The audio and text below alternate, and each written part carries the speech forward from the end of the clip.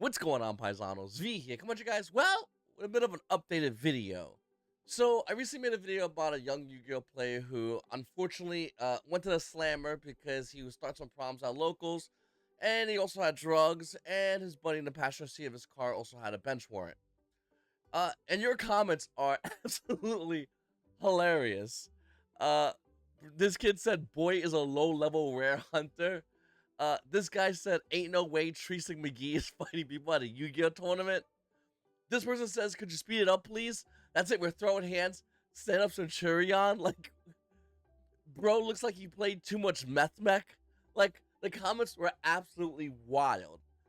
But what if I told you there was a follow-up to this story? You see, not a lot of Yu-Gi-Oh players, for the most part, would actually give a follow-up. I mean, this is normally the story you see in news, and it just dies down and goes away.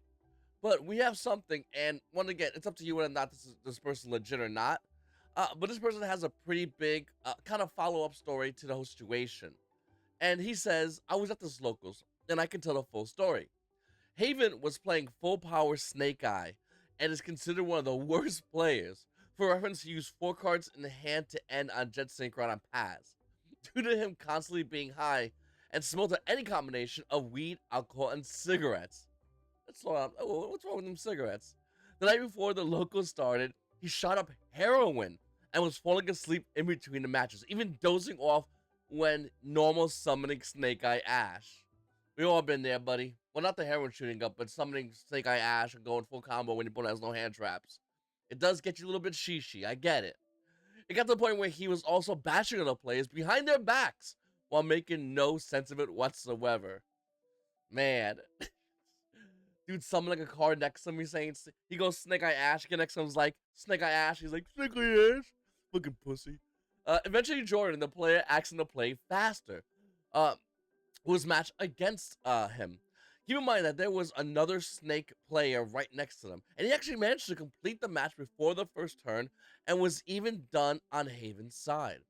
After Jordan beats him with all the guys of all decks, let's fucking go, boys. Guys, gang! He told him to play faster. Haven then said, "Nah, but you can shut the fuck up, though." Valid response. Okay? Let's see what this leads to. I was hearing this as well as the head judge for the event, and we tried to calm him down. But then Haven started talking about how he was going to try to punch Jordan's teeth down his throat, even though he was like 100 pounds soaking wet. And then Jordan called the police. Knowing that the police were on the way, Haven tried to force the woman behind the counter to give him his prize pack so he can bounce. But it's customary at that locals that everyone gets their packs at the end of the night, and standings were just about to be revealed. But he was yelling at her about it. Eventually, his store owner was notified, and after some arguing, he told him that he was banned from all stores that he owns. Haven then tries to go behind the counter and steal more price support. After the store owner, who's ex-military, pushes him back, Haven tries to punch him.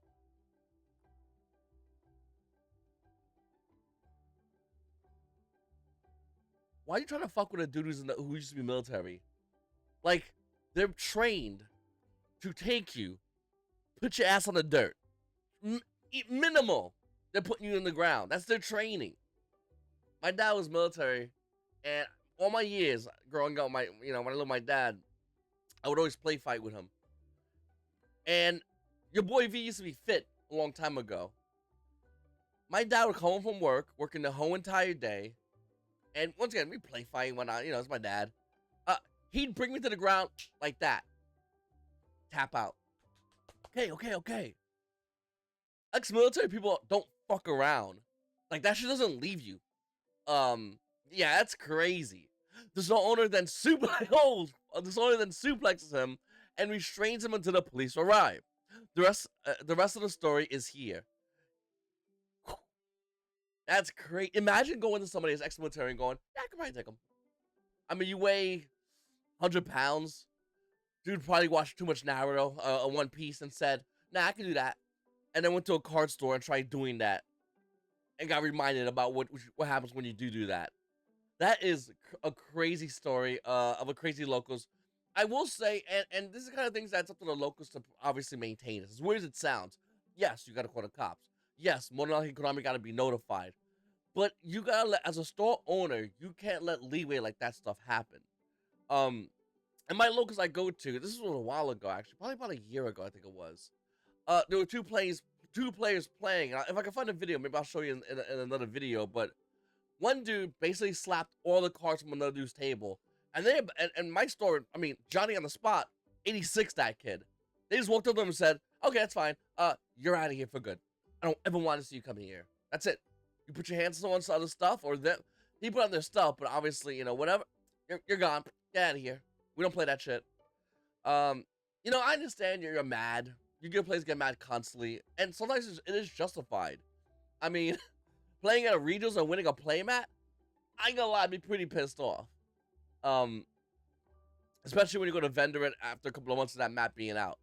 Or, playing in a meta or nationals next week and you have to buy a $400 Fiendsmith engine, yeah, it's pretty upsetting. But to the point where you gotta fight, I don't know about that.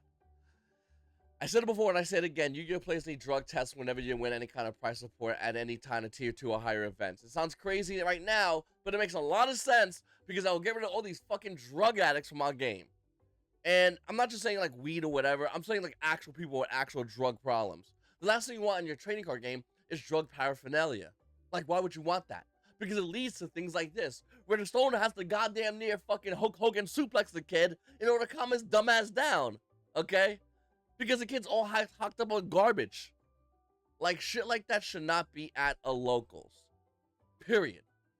And it's cool to see that the store owner came in and said, "You're gone." The kid tried to say, "Oh, I'm gonna get an OTS pack." And he said, "Oh, you're about to get an OTS slap." And fucking damn near fucking slap that kid to the ground. Like, I'm glad that happened, as weird as it sounds, because it sets a presence and a message in that locals. And I'm not saying every locals has to do shit like this, but it's just cool to see this shit happen. Because, like I said, I played this game for a very long time.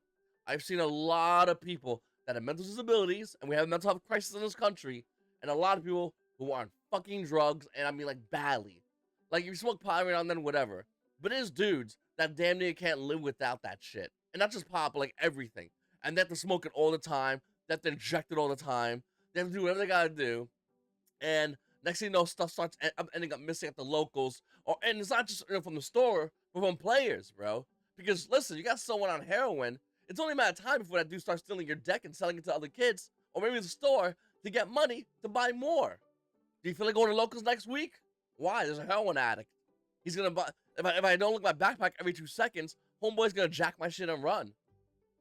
One thing about locals that's near me, called World Games Chesapeake, I can leave my backpack, go out of that locals, go to the store, come back, and the backpack ain't gonna get touched nowhere. And some locals, you just don't have that luxury, especially ones where kids are on heroin, talking mad shit. Bro, you're talking shit about playing Snake Eyes? Getting cooked by Geist? Congrats to that Geist player, by the way. Geist gang for life. But it's crazy to see this, and it's a wild story, and I bet you that ain't the first time this locals. I guarantee you, when the cops get called, they go, "We know the locals. We got this." Like, no shot. I mean, maybe I'm wrong. Hopefully, I'm wrong. But I'll tell you right now, when I had my card stores, people were on drugs. I kindly said, "Get the fuck out." Didn't faze me. Some stores can't do that. Some stores can do that, and the reason why is because they need money to keep the lights on. I get it, but goddamn, it feels good knowing that there's one store out there that the owner said, "Bro, I served. You ain't winning this. Oh, you want an OTS pack? Okay, come right through me and go get that OTS. You take the whole OTS box. That's all yours. All you do is come right through me and let's see what happens." Dude just suplex the fuck out of him. God damn, I would do anything for that security footage. Anyway, guys, let me know what you guys think about this in the comment section down below. It's your boy V, and you guys also have a great day.